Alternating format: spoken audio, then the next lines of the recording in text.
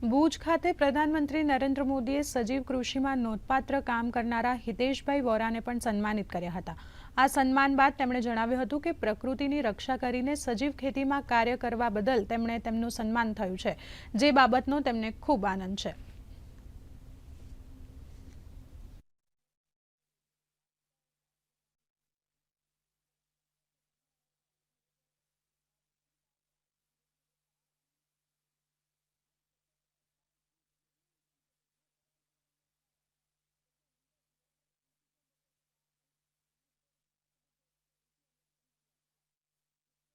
एक 100 natural farming का farm producer company निर्माण किया और उसका एक कच्छ जिला का प्रोड्यूसर कंपनी का एक मॉल है जो आप देख रहे हैं।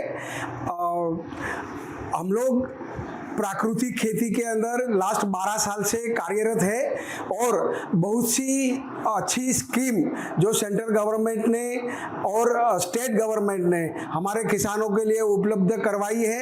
वो हमारे 365 से भी ज़्यादा सभासद जो हमारे एपीओ में है उसको उसका लाभ मिला हुआ है।